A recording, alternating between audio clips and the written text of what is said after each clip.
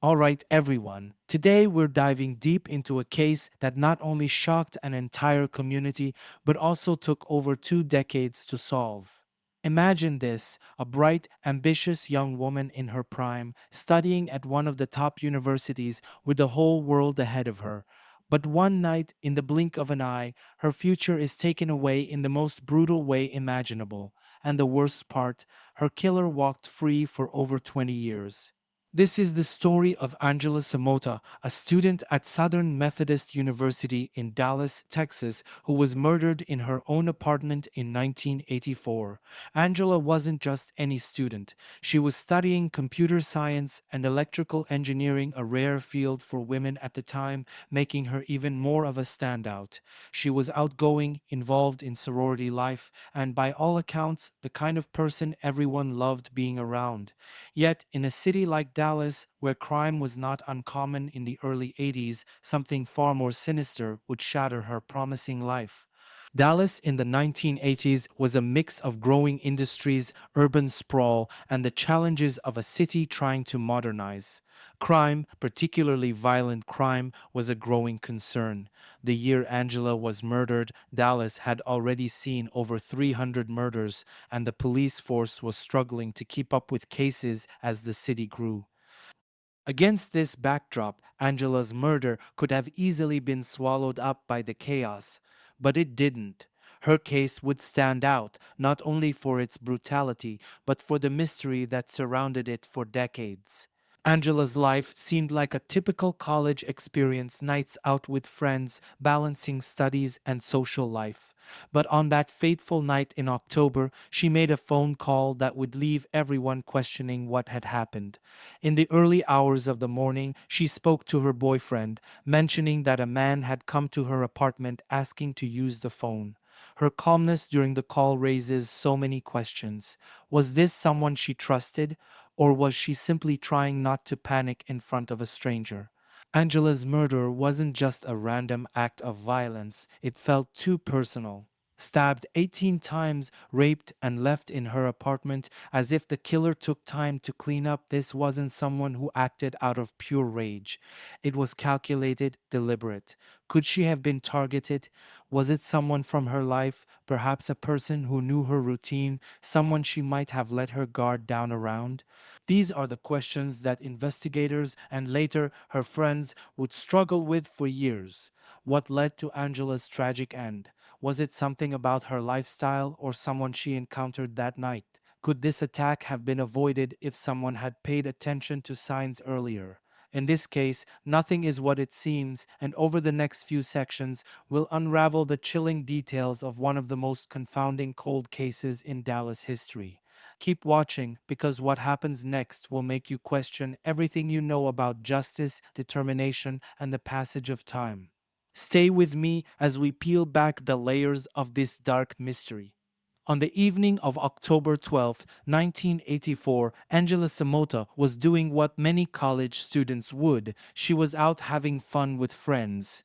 Angela, along with Russell Buchanan and Anita Kadala, had attended the State Fair of Texas, enjoying the vibrancy of the night. It seemed like an ordinary Friday, full of laughter and excitement. After the fair, they went clubbing together, just three friends unwinding after a long week of studies and responsibilities. Around 1 a.m., Angela decided to call it a night. She dropped off her friends at their homes, stopping by her boyfriend Ben McCall's place to say a quick goodnight. Ben had stayed in that evening, needing to get up early the next morning for work. At this point, nothing seemed out of the ordinary. Angela was winding down after a night out, following a routine that wouldn't have raised any alarms. But at 1:45 am, everything changed. Angela called Ben, but this wasn't a typical check-in. She sounded calm, but what she said was unsettling. There was a man in her apartment. He had asked to use the phone and the bathroom. Now, think about this for a moment. Why would Angela, a smart and cautious woman, let someone into her home so late at night? Did she recognize this person? Or did he seem non threatening, perhaps posing as someone in need of help? These are questions that have haunted this case since that night. From the calm tone of her conversation with Ben, it's possible Angela wasn't initially frightened. She mentioned that she would call him back, giving the impression that she didn't expect anything to escalate. But after hanging up, Angela never called again. Ben, sensing something wasn't right, tried to contact her. When she didn't pick up, he rushed to her apartment, only to find the door locked and no response from inside. So, who was this mysterious man? Was he someone Angela knew casually, perhaps from her university or social circle, and she didn't see any immediate danger? Or could it have been someone she barely recognized but didn't want to turn away? It's possible that Angela let her guard down because this person appeared trustworthy, maybe even familiar in some way. But as we know, trust can be a dangerous thing, and on that night, it would lead to the tragic end of Angela Samota's life. As the investigation unfolded, these questions would only deepen. Why did Angela let this man in, and what happened in the moments after she hung up the phone? Keep watching as we delve into the next steps taken by investigators and uncover the terrifying truth behind that late night encounter. In the early hours of October 13th, 1984, Angela Samota made what would be her final phone call. At 1:45 am, Angela dialed her boyfriend, Ben McCall. On the surface, it didn't seem like a cry for help. Angela didn't sound panicked or overly distressed. Instead, she calmly told Ben that there was a man in her apartment. He had asked to use the phone and the bathroom. What's striking about this call is how composed Angela seemed, even though an unknown man was inside her home at such a late hour. There was no screaming or urgent plea for assistance, just a promise to call Ben back shortly. It raises the question, why wasn't Angela more alarmed? Could it be that she recognized this man, perhaps as a casual acquaintance, or did he somehow come across as non threatening in that moment? The tone of the call suggests that, at least initially, Angela may not have felt immediately endangered. Yet, we can't ignore the underlying tension here. Even though Angela didn't sound afraid, the very fact that she mentioned this man to Ben might have been her subtle way of expressing unease. Perhaps she was trying not to alert the intruder by raising her voice or acting alarmed. Instead, she might have chosen to convey the situation in a controlled manner, hoping to signal to Ben that something was wrong without tipping off the man in her apartment. Here's where the theory becomes even more unsettling. What if this man was coercive, pretending to be friendly or in need, luring Angela into a false sense of security? Maybe his initial demeanor didn't set off immediate alarms, but over the course of the interaction, Angela's instincts kicked in, leading her to make the call to Ben as a precaution. Could this have been her way of asking for help without fully knowing how dangerous the situation would become?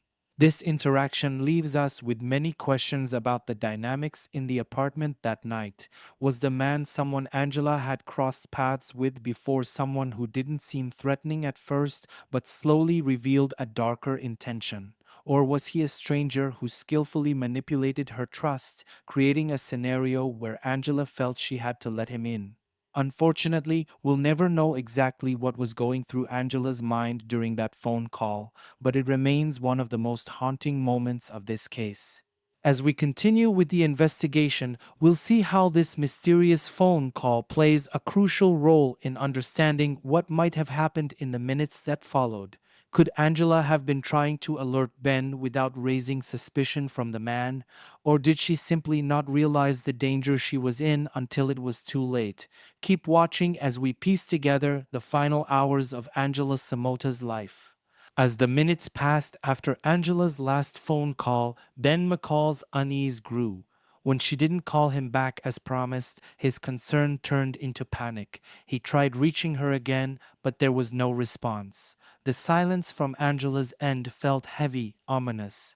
Unable to shake the feeling that something was terribly wrong, Ben drove to her apartment.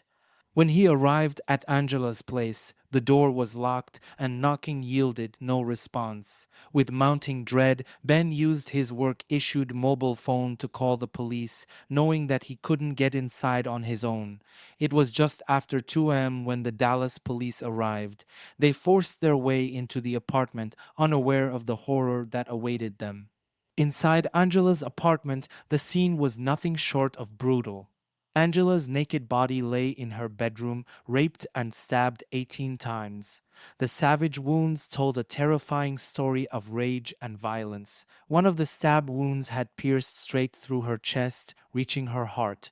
It was a scene that investigators would later describe as hauntingly brutal. Yet, despite the horrific violence, there was a strange sense of calmness to the aftermath. Blood was found in the bathroom sink and bathtub, suggesting that the killer had taken the time to clean up after the attack.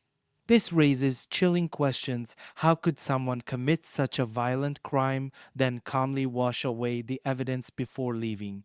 The act of cleaning up after such a brutal murder indicates a certain level of control and composure. This was not a panicked, impulsive killer. Whoever did this seemed methodical, almost as if they were familiar with this kind of violence. Could this have been someone used to violence? The calculated nature of the cleanup along with the violent attack suggests a predator who was experienced, perhaps even practiced, in this kind of behavior. It adds a dark layer to the case, painting the picture of a killer who not only enjoyed the act of murder, but also had the presence of mind to cover their tracks afterward. The discovery of Angela's body marked the beginning of a long, frustrating investigation. With no sign of forced entry, it was clear that Angela had let her killer in, further complicating the investigation. Was it someone she trusted, someone she knew casually, or had this man skillfully manipulated his way into her apartment under the guise of needing help? These questions would plague investigators, and it would be years before the real answers would come to light. For now, the crime scene spoke volumes about the killer's nature brutal yet calculated. As we dig deeper into the investigation, we'll see how these early clues set the tone for one of the most baffling cold cases in Dallas history. Keep watching as we explore the early theories and suspects and how Angela's murder remained unsolved for far too long. When investigators first arrived at the scene, they quickly took note of the chilling details. Angela's apartment showed no signs of forced entry, no broken windows or damaged locks, nothing to suggest that her killer had struggled to gain access. This immediately led detectives to a disturbing conclusion. Angela had likely let her killer in willingly. The lack of forced entry became one of the most significant pieces of early evidence, pointing to the possibility that Angela either knew her attacker or that he had somehow convinced her to trust him. Angela's body told its own horrifying story. She had been stabbed 18 times, a level of violence that shocked even seasoned investigators. The attack seemed both deeply personal and terrifyingly violent. Yet, despite the brutality, there was a peculiar sense of control, especially in the fact that the killer took the time to clean up afterward. But it was the DNA evidence that offered the most promising lead. Collected from the rape kit, blood, and semen samples, this evidence was preserved even though the technology of the time wasn't advanced enough to process it fully. The initial analysis revealed something crucial about the attacker. He was a non secretor. This means that his blood type could not be determined from his bodily fluids, a detail that immediately narrowed the pool of potential suspects. The non secretor status, while important, didn't immediately lead to any concrete suspects, but it suggested a sophisticated level of forensic knowledge for the time. At this stage, the lack of forced entry kept raising questions. Did Angela trust this man? Had she let him in because he seemed safe, maybe even familiar? Or had he somehow convinced her that he was in need of help, posing as a harmless stranger? The absence of any struggle at the door indicates that Angela was likely not afraid when she let him in. This brings us to a troubling theory. Could this have been someone who presented themselves as trustworthy, maybe even friendly, until it was too late? Was Angela's natural kindness or openness exploited by her killer? With the DNA evidence collected but the technology unable to process it fully in 1984, the case went cold. But these early pieces of evidence, the lack of forced entry, the savagery of the attack, and the killer's calm cleanup painted a picture of a predator who was both brutal and calculating. It was as if he had done this before, or at least had the mindset of someone who knew exactly how to control the situation. The clues were there, but without the tools we have today, Angela's case remained a mystery for years. It would take nearly 2 decades before advancements in forensic technology could finally unlock the secrets hidden in that DNA, leading us one step closer to the truth of who took Angela's life. Keep watching as we dive deeper into how this evidence became pivotal in cracking the case wide open. Ben McCall, Angela's boyfriend at the time of her murder, was the last person to speak with her. Given this, he naturally became a key focus early on in the investigation. Ben's role in the case has always been a point of curiosity for many following the story. His conversation with Angela at 1:45 am, in which she mentioned a man at her apartment, was the last confirmed interaction before the horrific crime unfolded. After Angela failed to call him back, Ben acted quickly, driving over to her apartment and calling the police when he couldn't get inside. Despite being the first to raise the alarm, suspicion initially circled around him, as it often does in cases involving intimate partners. The police questioned Ben thoroughly, but his account remained consistent. He had stayed in that night due to his early work schedule, and the last thing he remembered was Angela's calm mention of a stranger in her apartment. Investigators, looking for any inconsistencies, asked Ben to take a polygraph test. Curiously, he refused the polygraph, a decision that raised eyebrows and led some to wonder if he was hiding something. However, Ben agreed to provide a DNA sample, and that's where the investigation took a significant turn. The results came back, and Ben's DNA didn't match the samples found at the crime scene. In fact, the DNA profile of the killer, who was a non sequitur, was vastly different from Ben's, effectively ruling him out as a suspect. This scientific evidence quickly exonerated him, but some lingering questions remained. While DNA cleared him from being the direct perpetrator, the nature of Ben's relationship with Angela deserved closer scrutiny. They had been dating for a while, but like any relationship, it had its complexities. Ben was older than Angela and had a steady job while she was still enjoying the social aspects of college life. Was it possible that Ben didn't know everything about Angela's personal relationships or her wider social circle? Could someone in her life, perhaps unknown or unfamiliar to Ben, have played a role in her tragic end? These are theories that investigators considered but never fully explored in public.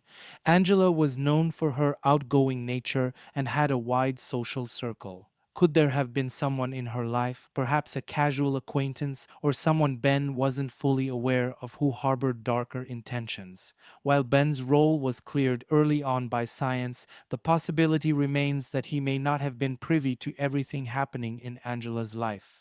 In the end, the DNA evidence absolved Ben of any involvement, and his immediate actions after Angela's call rushing to her apartment and alerting the police point to someone genuinely concerned for her well being.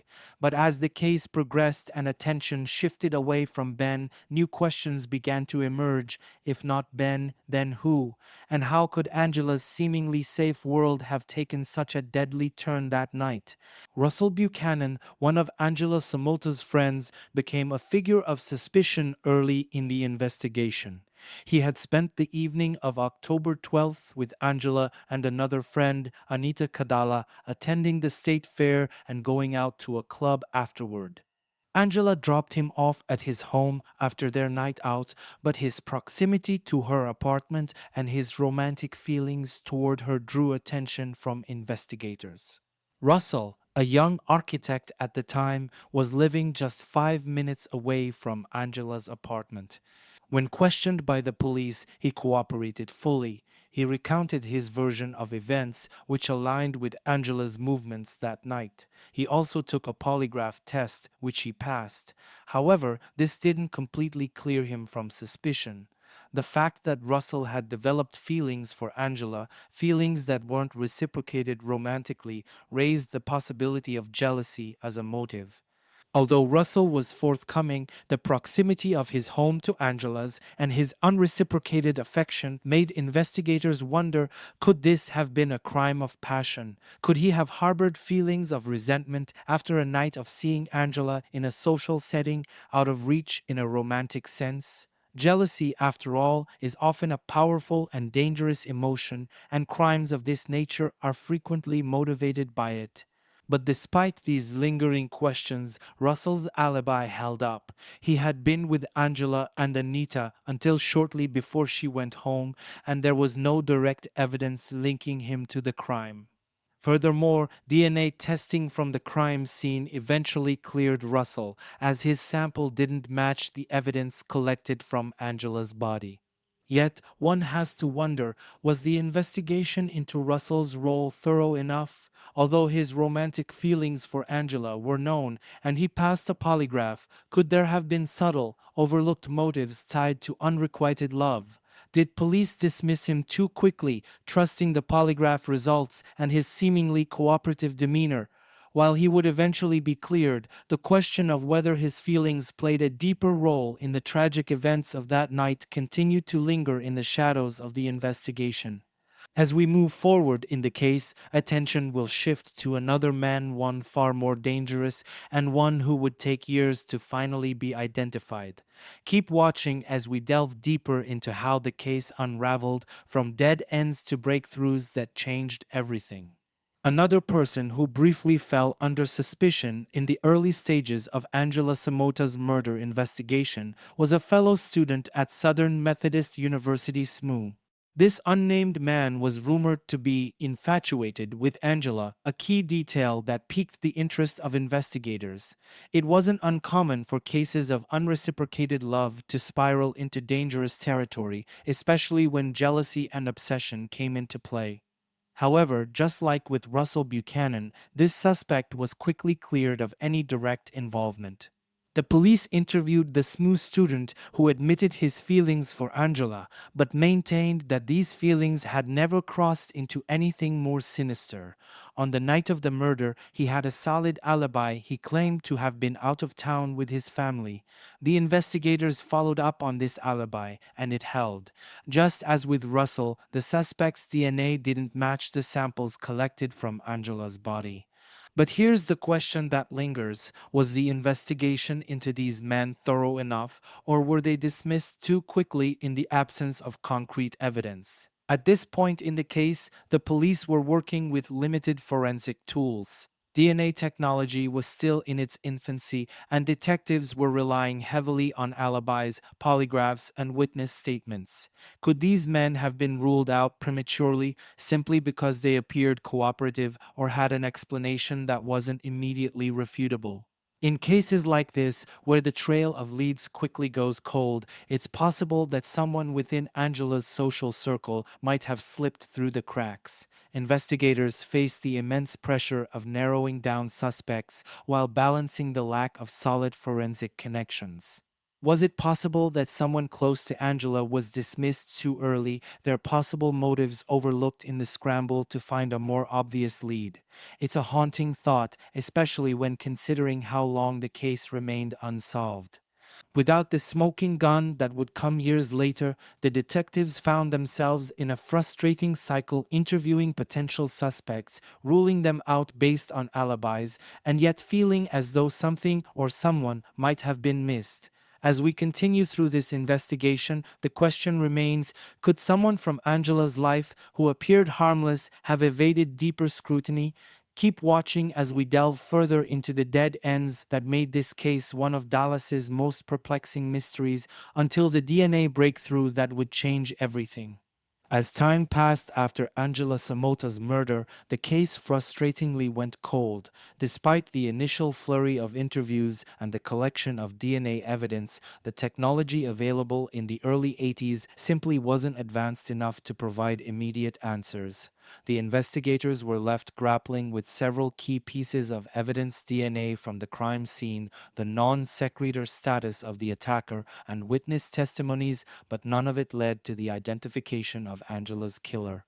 The tools available at the time couldn't connect these dots in the same way modern forensic methods might have. The lack of new leads forced investigators to shelve the case despite its brutality and public interest. Detectives worked diligently, but they were ultimately limited by the constraints of the era's investigative methods. Polygraph tests, alibis, and circumstantial evidence could only take them so far, and without a definitive forensic link, the case stagnated. But could something else have been at play? Could they have missed someone within Angela's extended network, someone who didn't raise immediate suspicion? The early 1980s lacked the advanced DNA databases we rely on today, and many leads that could now be followed digitally or through genetic testing simply didn't exist then. This means that someone with even a weak alibi or minimal connection to Angela could have slipped through the cracks.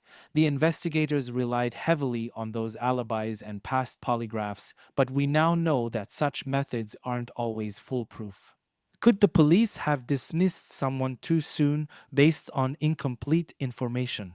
Additionally, Angela had a wide social circle, and while the police interviewed many people close to her, it's possible they didn't fully explore the more peripheral figures in her life. Casual acquaintances, someone she saw occasionally on campus or in social settings, might not have been seen as significant suspects at the time. Without the pressure of a direct connection to Angela, these individuals may not have been scrutinized as intensely as they should have been. In hindsight, this case shows how critical timing and technology can be in solving crimes. Investigators had pieces of the puzzle but couldn't fit them together, and in the absence of strong, forensic based leads, Angela's case joined a growing list of unsolved murders in Dallas. The fact that it took over 20 years for the DNA to finally lead to a suspect speaks volumes about how much was left unresolved in the 80s. As we move forward, we'll look at how these lost leads eventually resurfaced and how the advancements in forensic science became the key to unlocking the mystery of Angela Samota's tragic death. Stay tuned as we explore the turning point that brought this case back to life. Sheila Wysocki's journey from grieving friend to private investigator is one of the most remarkable aspects of Angela Samota's case. Years after Angela's murder, when the case had gone cold and the trails seemed to have disappeared, Sheila became the catalyst that reignited the investigation. Their bond was more than just that of roommates, they were close friends, and Angela's tragic death haunted Sheila. But what truly sets Sheila apart is the way she transformed her grief into a relentless pursuit of justice. It wasn't an overnight decision. For over a decade, Sheila tried to move on with her life, but Angela's unsolved murder weighed heavily on her. Then, during the 90s, while watching the O.J. Simpson trial, Sheila became intrigued by the growing credibility of DNA testing. This sparked a new sense of hope. If the police had DNA evidence from Angela's case, maybe it could lead to new breakthroughs. Driven by this new possibility, Sheila began to reach out to the Dallas Police Department, urging them to reopen the case. At first, her pleas were ignored or worse, met with resistance. But Sheila didn't give up. She persistently called, wrote letters, and advocated for the investigation to be revisited. Eventually, her persistence paid off. The police, exhausted by her determination, assigned Detective Linda Crum to look into the cold case. Sheila didn't stop there. Wanting to play a more active role in finding Angela's killer, she went a step further. She became a licensed private investigator. This personal transformation was fueled by her belief that there was something more to the case, something the police had overlooked. Could Sheila have uncovered something that had been missed in the initial investigation? Her proximity to Angela gave her unique insights into Angela's life and relationships, and perhaps this personal knowledge drove her to dig deeper than the police had. Sheila's gut instinct was right. Her persistence pushed the police to retest the DNA evidence, which eventually led to the match with Donald Bess, a convicted rapist who was already serving time in prison. Without Sheila's relentless pursuit, Angela's case might have remained unsolved. So, what drove Sheila after so many years? Perhaps it was more than just a desire for justice. It was a personal mission to honor her friend's memory, to ensure that Angela's life and death wouldn't be forgotten. In many ways, Sheila's journey is a testament to the power of determination. When the system failed, she took matters into her own hands and became the driving force behind solving a case that had once seemed hopeless. By the early 2000s, DNA technology had advanced significantly, offering hope in cases that had long gone cold. For Angela Samota's case, this technological evolution, combined with Sheila Wysocki's relentless pursuit of justice, proved to be the turning point. After years of urging the Dallas Police Department to re-examine the evidence, Sheila's persistence finally paid off. In 2006, the case was reopened and the DNA collected from the crime scene was submitted for new testing. When the results came back, they revealed a critical match: Donald Andrew Bess, a convicted rapist and kidnapper who was already serving a life sentence for another violent crime. Bess had been on parole in 1984, the year Angela was murdered, after serving time for aggravated sexual assault and kidnapping. His DNA was a perfect match to the samples found at the crime scene, conclusively linking him to Angela's rape and murder. Finally, after more than 2 decades, Angela's killer had been identified. But this breakthrough also raises a troubling question. Could the delay in testing have allowed Bess to evade justice for longer than necessary? When you consider that Bess had been a known criminal with a violent past, it's chilling to think that if DNA technology had been available sooner, or if the case had been handled differently, he might have been caught before committing other crimes. Bess continued to commit brutal assaults, and it's possible that earlier testing could have prevented further victims. This delay highlights the limitations of cold case procedures in the early 1980s. At that time, without the sophisticated tools we have today, police were heavily reliant on alibis, polygraph tests, and circumstantial evidence, which could only take an investigation so far. DNA technology revolutionized the way cold cases were handled, but it also revealed how many cases had languished in limbo, waiting for science to catch up. The fact that Bess continued to live freely for so many years points to a larger issue within law enforcement's handling of cold cases at the time. Resources were often scarce, and cases that lacked immediate leads or evidence were frequently pushed aside. The persistence of someone like Sheila Wysocki was essential in keeping Angela's case alive, but it's sobering to think how many other cases may have been neglected simply because the technology wasn't there. As we move forward, it becomes clear that the evolution of DNA testing not only solved Angela's case, but also set a new standard for how cold cases are approached today. We'll now turn to the trial of Donald Bess and the long-awaited justice that finally brought closure to Angela's story. Keep watching as we dive into the trial that put an end to one of Dallas's most baffling unsolved cases. Donald Andrew Bess was no stranger to law enforcement. By the time he was linked to Angela Samota's murder, his criminal history was both extensive and deeply disturbing. Born in 1948, Bess had already been convicted of multiple violent crimes, including rape and kidnapping, long before his name came up in connection to Angela's case. At the time of her murder in 1984, Bess was on parole, having served time for aggravated sexual assault and kidnapping. His release into society would prove deadly for Angela. Bess's history reveals a pattern of predatory behavior, specifically targeting women in acts of extreme violence. His convictions show a man capable of brutal sexual assaults, and his capacity for violence was well documented. In fact, at the time he was linked to Angela's case in 2008, Bess was already serving a life sentence in a Texas prison for another unrelated sexual assault and kidnapping. It was only through DNA technology and Sheila Wysocki's determination that Bess's connection to Angela's murder was finally uncovered. This leads us to an unsettling question. Could Bess have stalked Angela? Given his history as a repeat offender, it's entirely possible that Angela's murder wasn't random. With his past of targeting vulnerable women, it's chilling to think that Bess may have been watching Angela, perhaps following her movements before that fateful night. It's hard to say whether Bess had crossed paths with Angela before, or if this was a crime of opportunity where he took advantage of a chance encounter.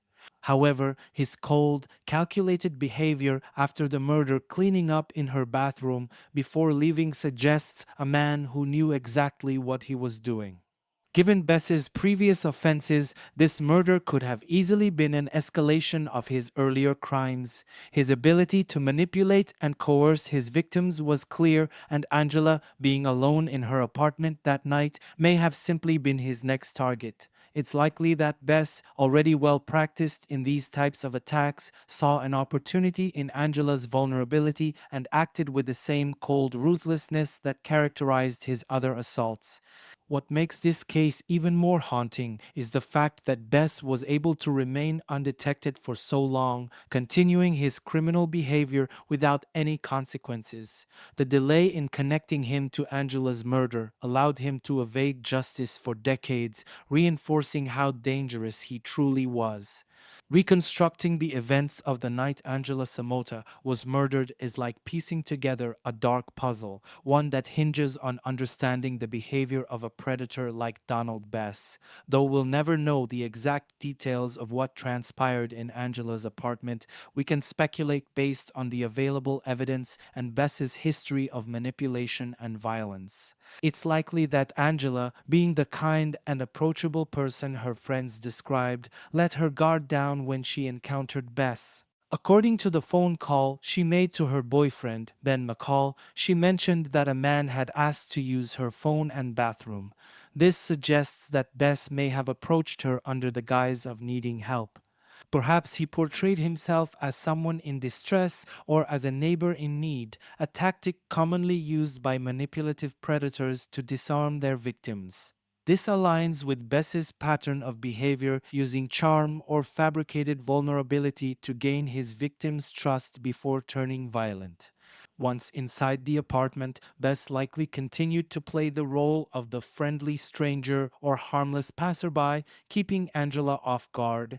This would explain why she didn't sound overly alarmed during her phone call to Ben. However, as we know from Bess's criminal history, this facade would have quickly dropped.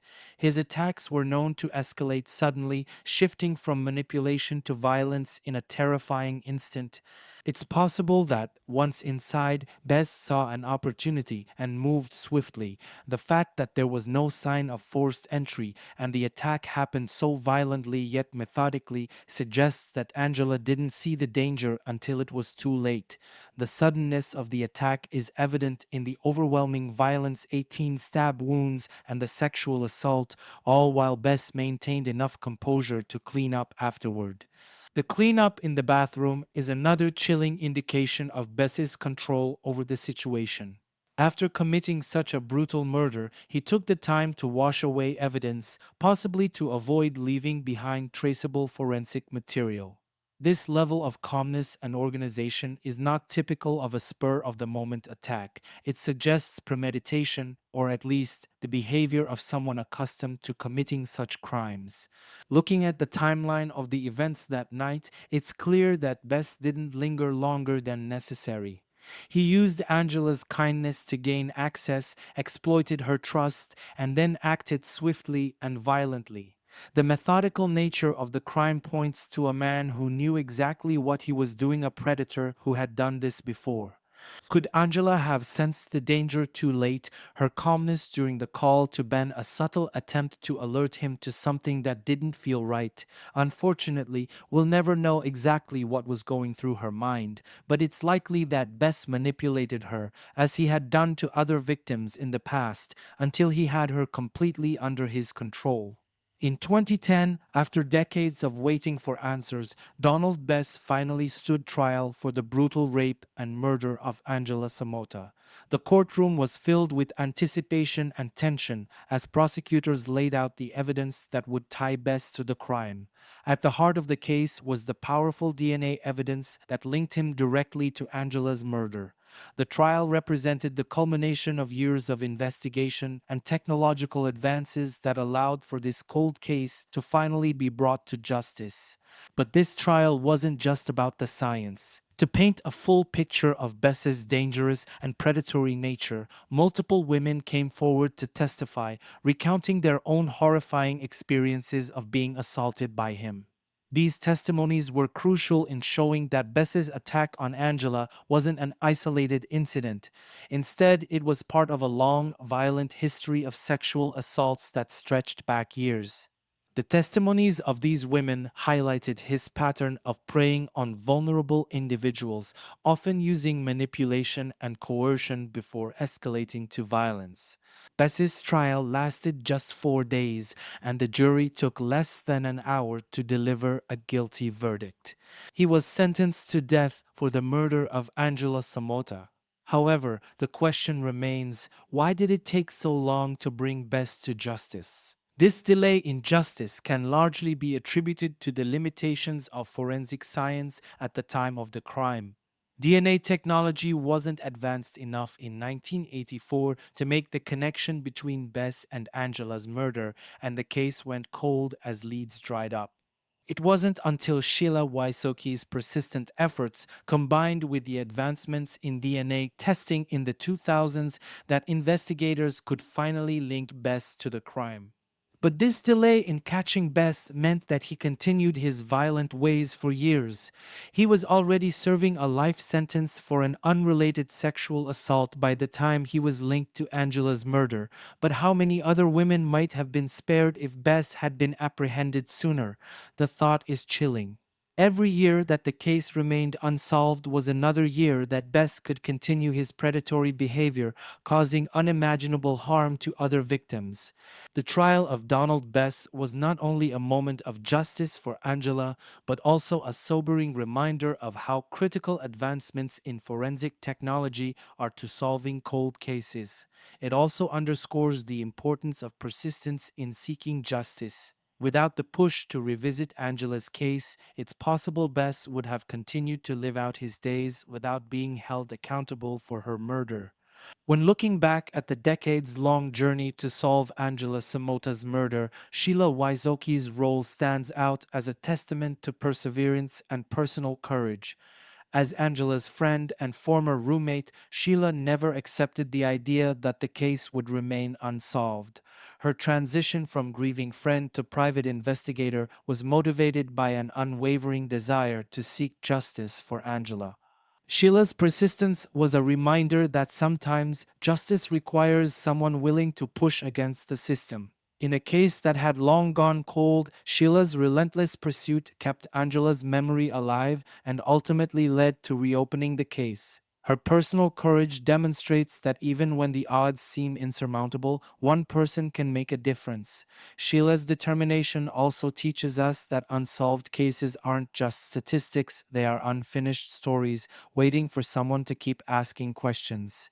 Angela Samota's case also serves as a prime example of how advancements in DNA technology can revolutionize cold case investigations. When Angela was murdered in the 1980s, the technology to match DNA evidence simply didn't exist. But by the time Sheila's persistence led to retesting the evidence, DNA technology had advanced to the point where it could provide answers. This case highlights the potential for DNA breakthroughs in many other unsolved cases. How many cold cases are out there waiting for the right technological advancements to unlock their mysteries? Angela's case shows that with evolving science, cases that seem impossible to solve can find resolution. It also highlights the need for law enforcement agencies to revisit old evidence as new technologies emerge.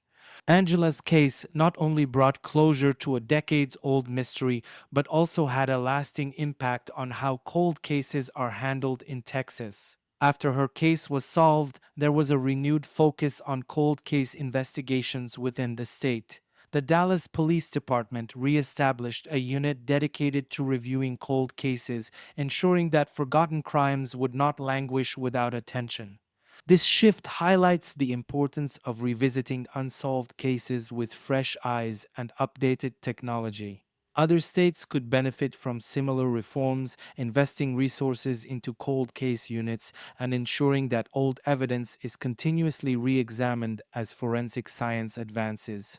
Angela's case set a precedent that cold cases deserve as much attention as current ones, and it serves as a model for law enforcement nationwide. In 2022, Donald Best died of a heart attack while awaiting execution. For many, his death brought a certain kind of closure to a painful chapter, knowing that the man responsible for Angela's murder would never harm another person again. However, for others, his death may have felt incomplete.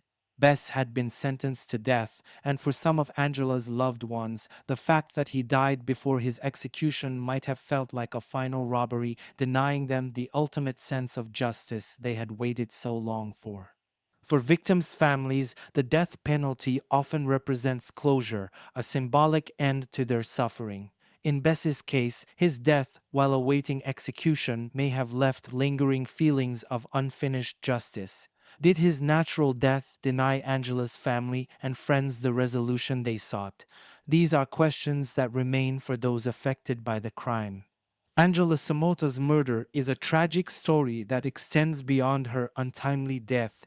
It is a testament to personal perseverance, the power of friendship, and the importance of never giving up on justice. Sheila Wysocki's role in solving the case proves that sometimes justice comes from unexpected places.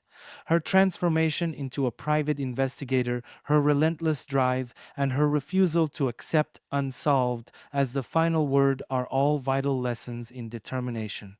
Angela's case also underscores the advancements in forensic science and how those breakthroughs can change the course of an investigation.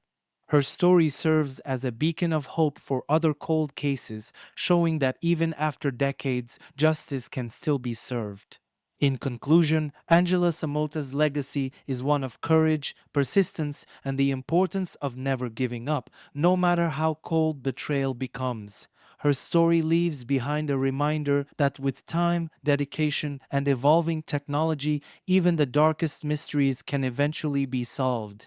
If you've stayed with me this far, you've witnessed how justice, even delayed for decades, can finally be achieved through persistence, courage, and the power of science. Angela Samota's story is a reminder that no matter how cold a case may seem, there is always hope for resolution. Cases like this underscore the importance of never giving up, whether you're a friend, family member, or part of the legal system.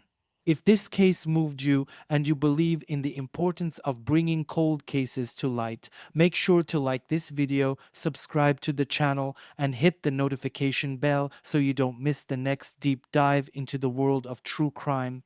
And if you know of a case that deserves more attention, drop it in the comments. Together, we can keep the conversation alive and push for justice in every story. Thanks for watching, and I'll see you in the next one.